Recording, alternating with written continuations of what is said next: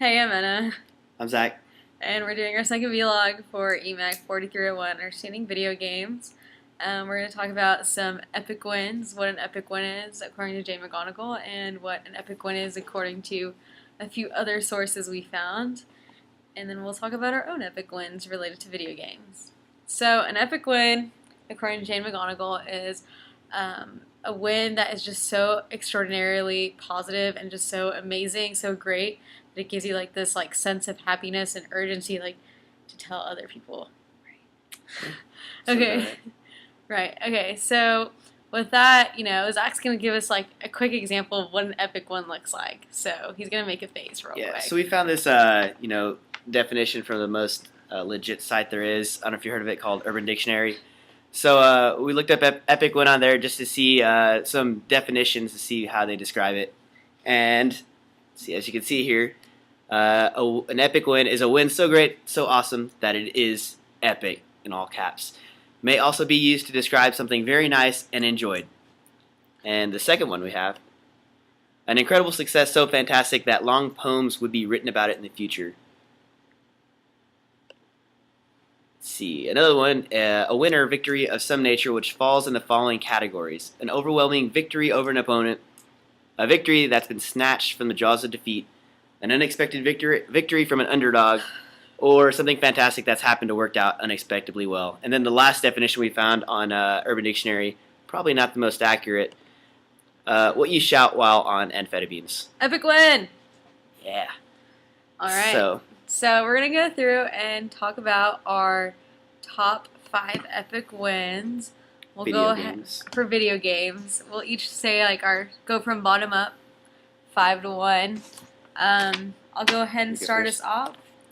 When I was about 7 or 8 years old, there was this childhood game that I really loved. Some of you might know it. It's called Tamagotchi. I know what you're thinking. Not your typical video game, but it is a video game. And that epic win was just making it live a week. Like, if you could make it live for a week, you were good. You were golden. Like, you were one of the cool kids. And every time I got it to live for a week, it was just such an epic win for me in those 8 years old. I had an R2-D2 Tamagotchi, and it got washed. It didn't live very long. That was an epic fail. Yeah, it was. So for my number 5 win, going back to like one of the earlier days of my video game memory, for the Sega Genesis, a game called Bonanza Brothers, and this was like a 2-player game. My brother used to play all the time, and it was, I guess I'm considering it an epic win because once you beat the game, it has like a little parade sequence of the characters walking by, and yeah, so explains the video. Exactly. And it was such a big deal to me to beat a game that I actually had my mom come over and record it like in a VCR, like VHS tape. So she had a big camcorder out there. Yes, she definitely did that. My mom did that for my brothers too. Yeah, I don't think she recorded it. She probably acted like it. But so this is why this one's my number 5. All right, so back to my number 4, or we're going to my number 4. Kicking it back to N64, some Super Smash Brothers. I had 2 brothers growing up, so it was definitely always hard to beat them. So every 1 in 50 games when I did beat them, you can just imagine how overwhelmed with excitement I was when I beat them using Kirby. So there you go, number 4. It's the most hated character on that game. It is the coolest character on that game because you can turn into other characters. Yeah. All right. So for my number 4, it would be, I picked Halo 4, which is a more recent game, and mainly because of the system that they have of leveling up. By points, whatever. You start off by level 1, you can go all the way up to 130. So that would be my epic win, just because it's, I guess, a journey of epic wins as you upgrade your character the whole time. So that's my number 4. All right. We're just going to pretty much keep it at 64 almost from this way on for me. This is my prime for the video game. So Super Mario 64, definitely an awesome epic one, especially when you beat that game. And you could go to that other secret level. I mean, what's not cool about that? And also the fact that Princess Peach got saved, and so Bowser's not going to eat her now. Talk about amazing. Was he ever going to eat her? I've never heard that. I don't know. Okay. In my heart, Yeah. All right. So for my number 3, I picked Street Fighter 2. It's the old another Sega Genesis game that I used to have. And I picked this one because it's another game, one of the few games I actually beat on Sega Genesis, because I had this controller like with the rapid pressing buttons. So you could turn a little notch, and it would constantly hit a button over and over again. So I don't know if you know Street Fighter, but yeah, they have like this E Honda, the sumo guy, this little move. He just like waves his arm.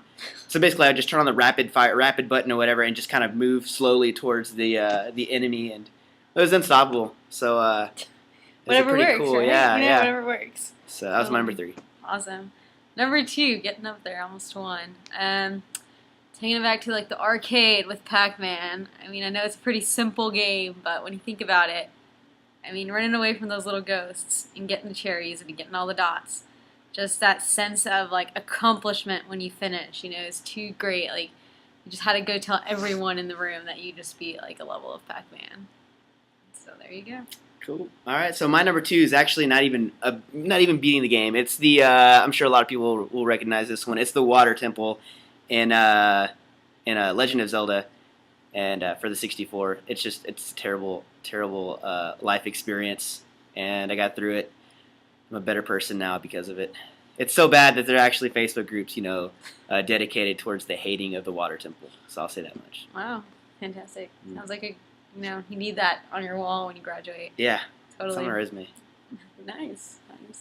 All right, my last one is gonna be Mario Kart 64. I know you can't really beat that whole game, but when you're Mexican, you've got like 20 other cousins that want to play with you, and when you can beat them all, I mean, what's better than that? That's all I gotta say. All right, and number 1 for me is actually an arcade game. It is the X-Men arcade. I don't know if you recall. It was it's like a big arcade box. You can have like 5 different players playing at one time. They usually have a Chuck E. Cheese or something, but it has like 3 TV screens inside. That's how massive this game was. But a lot of tokens went into beating this game, and a lot of friendships were made because of that game. Nice. A lot of random friendships, a lot of random people I'll never see. Some kids wanted your tickets ever again. You don't get tickets for it, but I sacrificed getting tickets to play that game. Oh. It wasn't a ticket game. Oh, okay. So beating that game is a pretty big deal, especially since I spent half of my Chuck E. Cheese tokens on it. Awesome. Well, we've had a really great time sharing with you what our epic wins are from our games throughout our childhood years, our most memorable years of our lifetime. Not really, but, sounds great. Thanks for listening. See you later. Catch you on the flip side.